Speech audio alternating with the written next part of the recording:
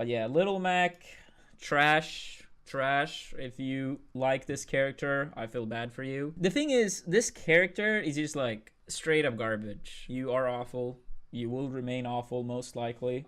Number one, I think Peach is the best character. Incredibly, incredibly crazy. This character also have like a lot of room to grow. We live in a golden age of technology where you can connect to everyone in your life, past, present, and future. It allows you to reconnect with old friends and keep in touch with current ones. Yet sometimes delving too deep into looking at what others do can warp the mind. We see that person post about getting their dream job with a child on the way, about to vacation in an exotic land.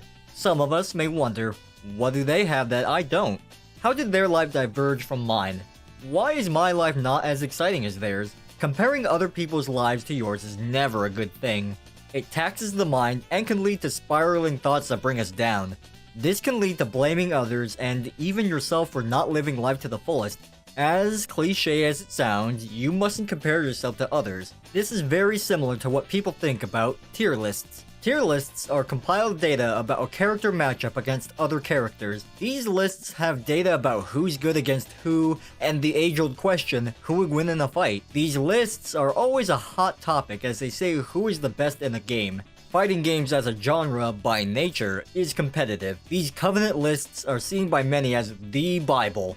Sometimes players look to tier lists to figure out who they should play as. They might ask themselves, who's the best character so that I can win? Who's the worst character so I don't play them? If I use this character that's top tier and lose to a low tier, I must be trash. Picking the best character to solely better your odds is a justifiable decision. Fighting games inherently are one-on-one, so why wouldn't you want to choose the best odds to win? These characters that dwell in the upper echelon of the roster usually have the best frame data, tools for almost every situation, and are generally easy to play.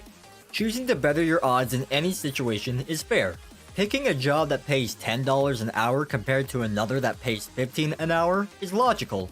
The higher paying job has great benefits and in a prime location. However, that job is an hour away in a company that is generally hated. With picking a high tier character comes frustration within the rest of the community. Some games' best characters are viewed as broken and hated because of their ease of use. It's easy to point fingers and use the excuse, they won because they used that broken character.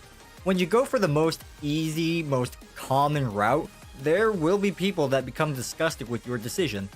Like life, fighting games aren't balanced.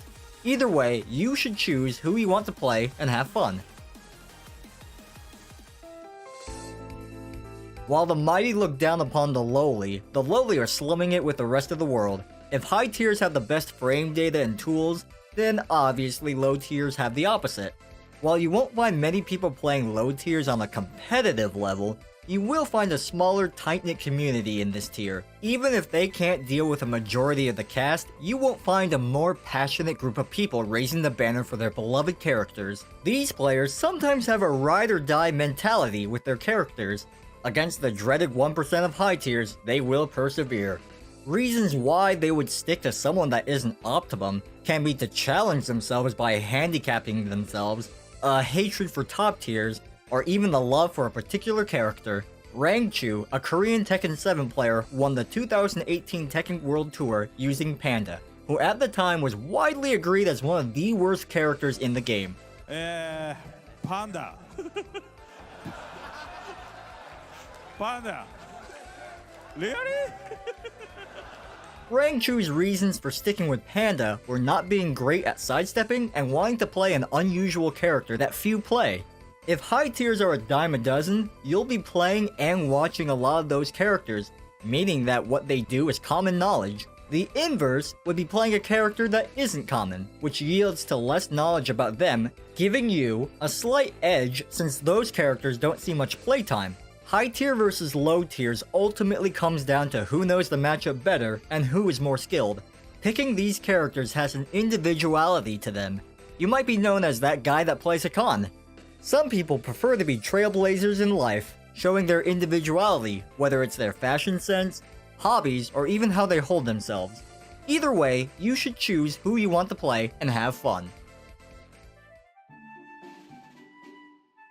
Whichever character you fight, you will eventually lose a game. Unless you pick the worst character in the game, you'll lose against someone you believe is worse than yours. You might even consult a tier list and look up the matchup, seeing data that proves why your character should have won.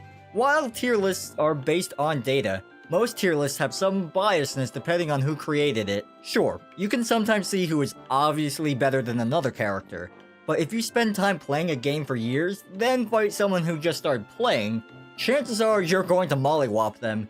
Think of it like this. If you used the worst character in the game against your sister who has never played the game but uses the best character, your experience and knowledge of the game will out-trump the best character regardless of what the tier list says. In the end, it doesn't matter who you pick. If you've got the matchup knowledge and the skill, you will prove tier lists wrong. What you have, others don't. One person could have a successful job that they hate, but you have a job that you love. Comparing yourself to someone else by seeing all of your flaws leads to a negative mindset. Comparing yourself to someone else and pondering about your strengths and weaknesses and how you can overcome them and improve is a much more better use of your time and can lead to a healthier mindset, which leads to overall improvement. If we'd all stop comparing ourselves to someone else and focus on improving, we would all get way more out of life. Either way, you should choose who you want to play and have fun. Tier lists show raw data, but tier lists don't show a player's individual matchup knowledge, commitment to the game, or passion. Robert Downey Jr. may have the money and the fame, but what he doesn't have is your experiences in life that makes you, you. One character may be the best, but you've been practicing yourself. In the end, you should choose who you want to be, and just have fun.